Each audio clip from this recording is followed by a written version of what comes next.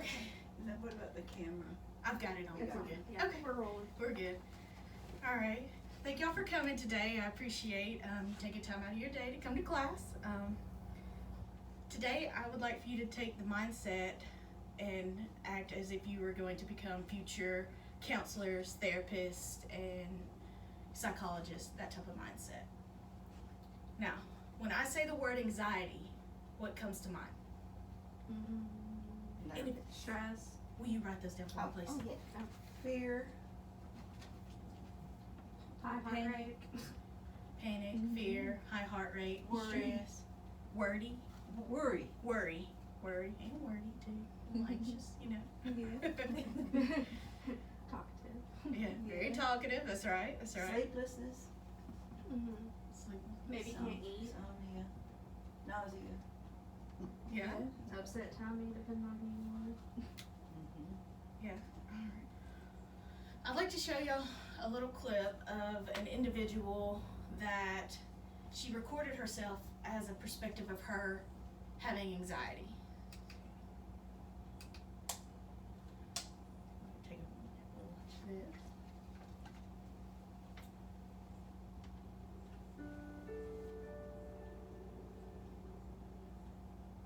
From the outside, it's easy to think that somebody's got it all figured out.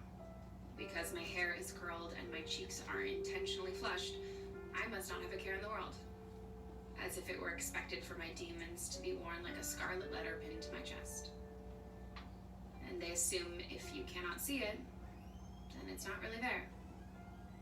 As if pain does not exist unless you're bleeding or slung in a cast or staggering with a limp. But sometimes the most painful demons are the ones they can't even see.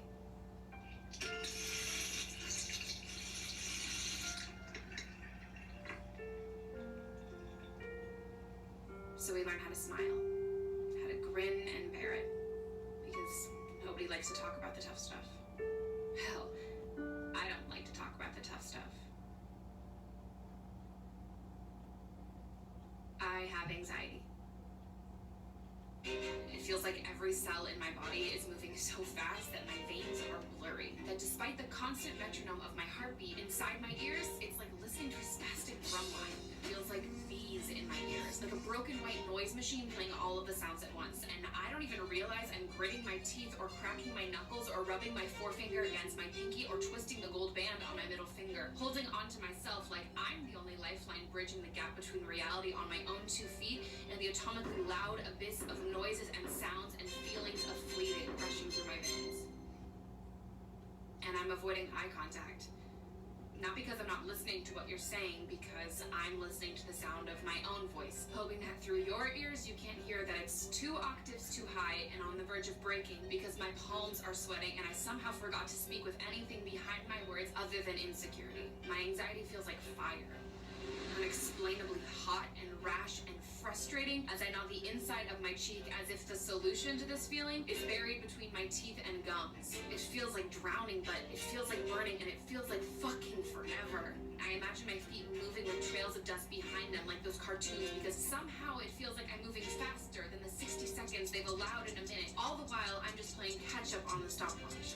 It doesn't add up like it did in high school mathematics. I can't carry the one and find the square root of the problem because most of the time, there is no problem. There's no life or death situation. There's no rhyme or reason. There is just feelings, and I'm feeling all of them at once.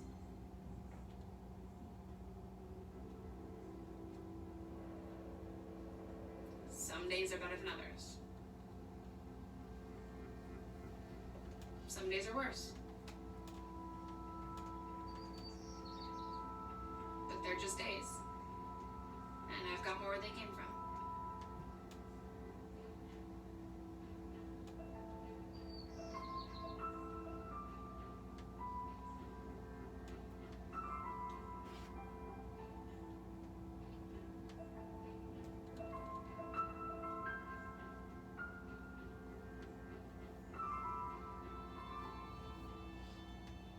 So she mentions in the video that not only it feels like fire, but drowning at the same time.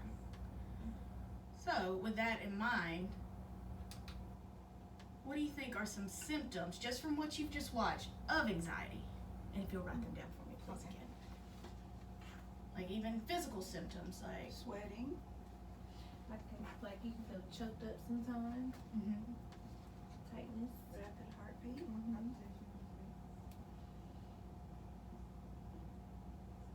Dizziness, maybe? Tight chest. so it's almost kind of the same as what you when I said anxiety, what you thought of too. Right. Dr. Scott Bay, he is a psychologist at the Cleveland Clinic, and he, in this next clip, he's going to tell you just a few of the physical symptoms. He's going to kind of break it down, and then he'll tell you if you'll watch just for a few minutes, and he'll show you the symptoms that he's. Let's think about some of the symptoms that people with anxiety might be experiencing. It's not uncommon to have all sorts of muscular symptoms. Headaches, backaches, shoulder problems, tight necks, all these sorts of things can be problems that people with anxiety might experience. People with anxiety might also experience very unusual sensations such as choking sensations, difficulty swallowing, feeling short of breath. They might have their heart racing. Sometimes they might actually experience some chest discomfort. Sometimes it is mistaken for a heart attack. They can feel queasy, nauseous, feel as though they may become sick to their stomach, or vomit, or fear vomiting. They can have all sorts of gastrointestinal distress, diarrhea. Other sorts of problems might be excessive sweating, sweaty hands, sweaty palms. These would be very common characteristic symptoms of individuals experiencing different forms of anxiety. And these are often driven by mental activity. It's funny, when a body is at rest, often the brain is very active in an anxiety sufferer. So sometimes what people with anxiety find is helpful is keeping themselves busy. If we get busy in our lives, sometimes our brain quiets down. Now, you can't stay busy all the time. If you do that, you might develop other sorts of physical symptoms. But these sensations that occur in the body as part of anxiety are often experienced as threatening themselves and often get involved with the actual experience of anxiety and worried about as well. So Dr. Bay mentions headaches, backaches, shoulder problems, unusual sensations like choking and trouble swallowing. He mentions heart palpitations, which I know we've mentioned, nausea, vomiting, gastrointestinal distress, and excessive sweating are some of the ones that he noted. Now, after learning about the systems and then seeing the first video of how this, from her perspective, how she feels, how would you measure anxiety? For example, if someone, say you're in a counseling session and someone comes in and says, hey, I'm having these symptoms, how would you measure it? Would you just listen to them? Would you use tools? What exactly would you do? You could do a questionnaire and see if they have it every day or just some days or not at all. Yeah, a questionnaire. Would you base it off of how severe the symptoms are? You could. Would you use the questionnaire, probably the questionnaire to see the symptoms? How much they're bothering them, maybe. Yeah. Or would you, well, I guess if you're just a counselor, but if you were like a primary doctor, you could probably try and test for other things to see if maybe the anxiety has like if there's an underlying cause. Right, right. Well, there's many tools and resources that we can use. For example, you've got the Generalized Anxiety Disorder Questionnaire, the GAD-Q4.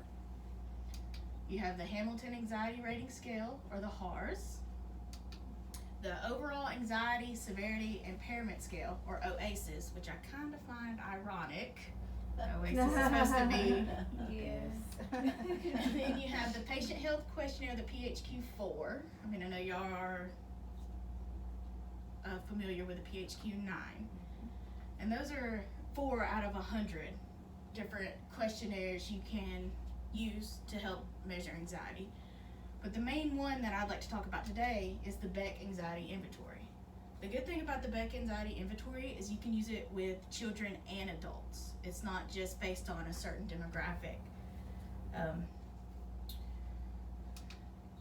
The Beck Anxiety Inventory was created by Aaron T. Beck. He created the inventory as a multiple choice, self-administering, self-inventory questionnaire, and he used it to help, of course, measure anxiety. This is an example of the Beck Anxiety Inventory, or the BAI. I'll probably call it the BAI the rest of presentation. But and then what I'm going to do is I'm going to pass out everybody a copy of the BAI, but don't start anything yet. So there's that. We'll pass one to Priya. Pass one to Thank you. I'll cut this on so we can see. Now, before you start, to be able to utilize information, you have to have some sort of knowledge in that certain situation or like experience in that. Sorry, I lost my words. So what we're gonna do is I'm gonna get you to take the BAI, but we'll go over the first one. It's fairly simple. Of course, it says it's 21 questions. It says below is a list of common symptoms of anxiety. Please carefully read each item on the list. Indicate how much you have been bothered by that symptom during the past month, including today, by circling the number in the corresponding space and in the column next to each symptom. So for example, we'll do the first one together. In the past month, numbness or tingling, either not at all, mildly bothered you, moderately bothered you, or severely bothered you. So if y'all take a few minutes and complete that, and then at the end, if you don't mind, just write your number and tally up and write it at the bottom. We'll take just a few moments and do that. I don't know wobbliness and legs. I fall all the time.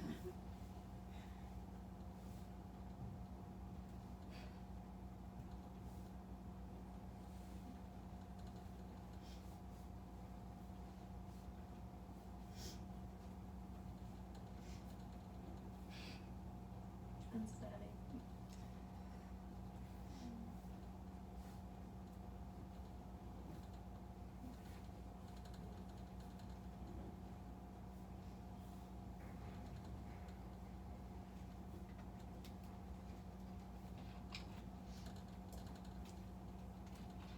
You just kind of wave your hand whenever you're done. I know it might be a minute.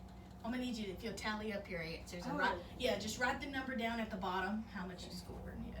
Okay. And then just hold it because we're gonna make that in a minute.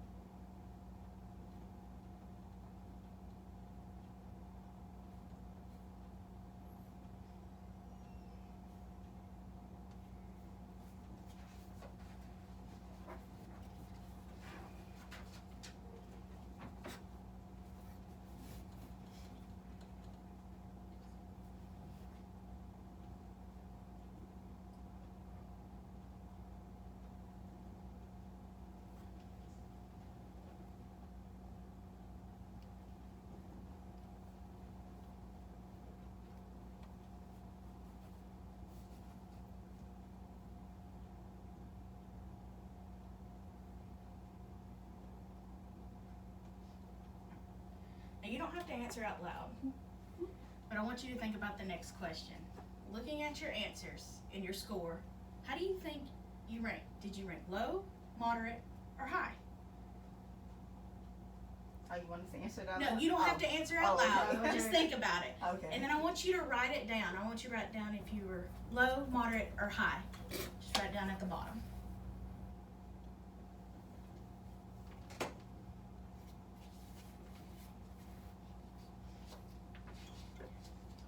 Now before we interpret the results and I show you the scale, I want to show you this video on this lady that was diagnosed with severe anxiety. And I want you to listen to her symptoms. Let's see. Dr. Phil. Can y'all see that? Right now, We good? Okay. your condition is causing you to spend a lot of time focused on your health. You've had 40 trips to the ER. 15 of those have been in an ambulance. Yes. Okay. You've had daily panic attacks, weekly major attacks, lightheadedness like you're describing That's now, constant. heart palpitations like you're describing now, shortness of breath like you're describing now, and pain on your left side. Yes. Weak legs. Yes. Your weakness in your legs now when you walked out here. Not when I walked out here, no. Ears closing and popping. It feels almost like my earlobes will contract, Okay. and then they want to close on me. Yeah, and you can't be anywhere by yourself, because if one of these attacks happens, then you'd be alone and you wouldn't be able to. I wouldn't have any support or someone to help me. And so you can't take care of the house. No. You can't work without having some adult with you. Again, in case one of these things happens, you wouldn't have any support. You can't watch the kids without somebody there, because if something happened, then the kids would be without adult supervision. Yes. Can't drive. No. How many times you check your blood pressure a day? 3 times, you say? If you want like an average number, I would say 3 to 5 times is a good number. You regularly check your sugar, pH, oxygen, heart rate levels? Yes, everything. By yourself every day?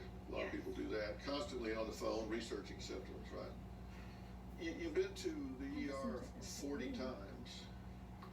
Mm-hmm. And all 40 times, they didn't find some dread disease, right? No, it gave me more frustration because I know what I'm feeling. Do you see different doctors each time? You know, I go to like 3 different hospitals. So out of that, maybe see 30 different doctors? Yeah. 35? Well, so your theory is there are 35 morons out there. I don't think that they're morons. I think that doctors are quick to chalk it up to the umbrella of anxiety when you are labeled with something like that. Would you feel better if you were sick? If you had a diagnosis? That's a hard question because I want to say yes, I would, because then I would have an answer and I would be able to start a path to recovery, but then I would be scared at the same time because then then it's real, then I really have something wrong with me and named something that's going on with me. So on the one hand, at least you know. Yes. On the other hand, you know. Mm-hmm. Pretty much. So you're really hoping that maybe they're right. Maybe. Is there a little part of you in the back of your mind hoping they're right? Yes. 40 trips to the ER, 15 by ambulance. That's, I hope she got it. and then seeing so many doctors over anxiety. 35. Yeah. It's, what I would like for you to do now, you can either break up into groups of 2, or if y'all want to do one big group, that's fine. But I would like for you to interpret the BAI how you would interpret it. Like, do you think, like, what do you think it shows? Does it show that, do you think it's accurate? Do you think what you scored is accurate for you? Or, and if you break up into 2, you and your partner can talk, and do you think what they scored, like say they got a 20, do you think, oh, that should be high, or oh, that should be low? Mm-hmm. So if you'll take about 3 minutes and discuss that. Y'all do that for me, please.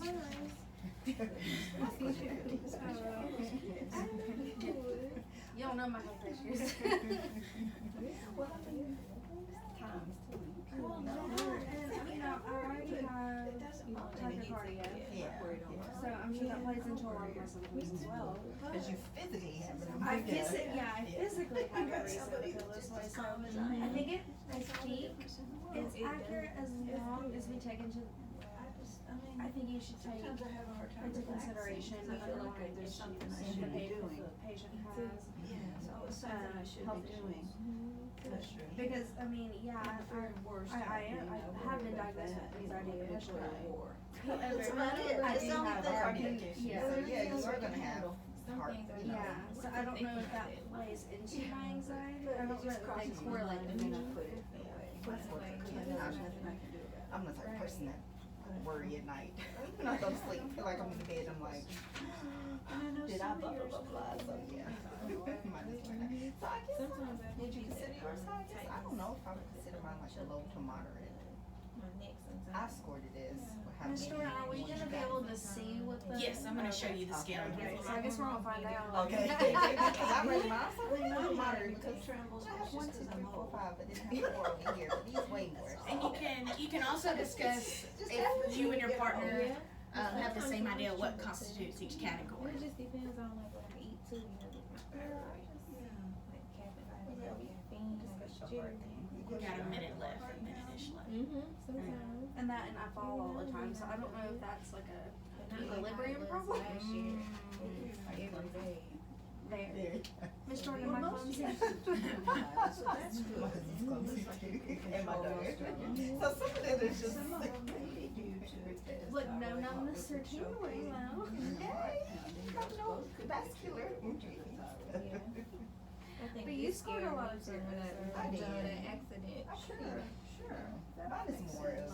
See, this one though, it doesn't ever go back. This Like one's behind like, the corner. oh my.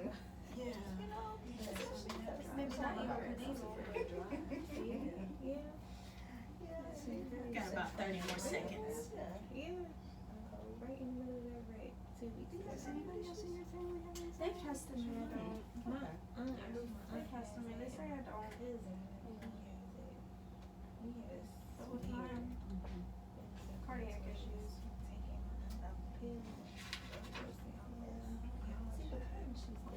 Like 40 times. I think a lot of that might be like obsessive. Yeah. And she almost like, I wonder if she almost like some type of bulimia or something maybe. I wouldn't say anorexia, maybe some type of Being in the military. Yeah, especially with the weighing yourself. Like why you weighing yourself so much? Yeah. Checking your blood sugar levels. Alright, well, so after discussing, do you think your partner scored about right after talking, you think, I think with so. their category? I think so too. What else did you guys talk about? What else did y'all, like, Well, just, physical things that can cause symptoms similar to anxiety, like a rapid heart rate or difficulty swallowing, can be sometimes actually something physical. right, yeah. And what if do you think maybe some of the symptoms, if they have an underlying condition such as a cardiac condition, some of these symptoms can stem from that as opposed to the anxiety. So Yeah. I guess I think the score would depend on what was going on with them. I think that sounds like good research. So this is how the BI is scaled. They have a category of low anxiety, moderate anxiety, and potentially concerning levels of anxiety. Just take a guess of what you think low anxiety might be, from what number to what number? 0 to 10, maybe? 0 to 10? Maybe 0 to 15. 0 to 15? What about you, Craig? Say about 0 to 10. 0 to 10? 21, 36. Has to be like 0 to 20 or something. Maybe, I don't know. 0 to 21. Wow. What do you think the moderate anxiety score would be? Keeping in Um, mind that this one is 0 to 21. Right, so maybe 22 So 40? 40 maybe, something like 20 to 40? 22 to 40. It's actually 22 to 35. Wow. And then 36 and above is potentially concerning levels of anxiety. So, now look what you wrote down. Your number and look at what you thought you had. Did you guess your correct category? I did, yeah. You did? You did? I did. I think we all did. All of us. So Good. we're all psychologists. There you go. That's what the psychologist did. So even like your symptoms and everything, I feel like y'all made the right decision. Okay. So you see the word anxiety. Now knowing what you've learned, what comes to mind? And if you'll write it down so we can compare. Okay. Is it still the same things or is anything new that comes to mind? Oh, that you're raising your hand. Oh, I meant like you could talk to me. I'm sorry. Yeah, talk to me and she's gonna write them down. We'll compare and contrast. I think some of the same symptoms still play back because a lot of what we named is on this. Yeah. So is there anything that was mentioned that you wouldn't have thought of? That Dr. Bay said back and neck pain. Yeah. I wouldn't have thought of that. Right, Hair pain on the left side. right. So it almost mimics stroke symptoms. Yes. Yeah. Well, he did say that Heart attack. sometimes people think they might have heart attacks when it's actually anxiety, which makes sense if you have a lot of heart palpitations. But me and you both have something wrong with our necks right now. Yeah. So, It could be anxiety. right, yeah. I thought we just left wrong. So going through this, this exercise, now if you had someone come into your office, you'd understand, hey, okay, I've taken this, I can kind of relate. So it's beneficial. And that's why it's important to have experience in doing this stuff before you can treat a future client. Because now you have the experience of taking this, you know how to interpret it and everything. So if someone came in and was having symptoms and you gave them this and they had a score of 19, you would know, okay, they're low anxiety, it's not too bad. And then they have a score of 37, you're like, okay, let's see what we can do. So, but as future counselors, psychologists, and therapists, using the BAI in future sessions can be beneficial to not only you and your client. Understanding what anxiety consists of, which is what we kind of went over at the beginning of this presentation, and how to administer, because now you know how to administer the BAI, you know how to interpret it, you know how to score it, and you understand it. So it's going to help you help your clients in the future progressing on how they can control or monitor their anxiety. Well, I hope you all have a great day, and I thank you for joining me today. You're welcome. Thank you. I have one question. Yes, what's your Sorry. question? Okay. Going back to the little Dr. Phil segment, Yes. from your opinion, do you think a lot of that was maybe her being obsessive? Yes. Only because I have OCD, and OCD and anxiety go hand in hand. And I can see her, especially going to the ER. What was it, 40 times? Yeah. 40 times. 40 times? And then There's plenty of times I would love to go to the checking ER. her blood pressure 3 to 5 times a day. And That's like, checking your heart rate. Yeah. It could be, there's probably some underlying conditions with her. that's what I was thinking too. Definitely. They probably need to do a questionnaire on obsessive compulsive. Yeah, definitely. There's definitely something. Well, I appreciate you guys taking your time and listening to me today. Thank you. Thank y'all. Appreciate it.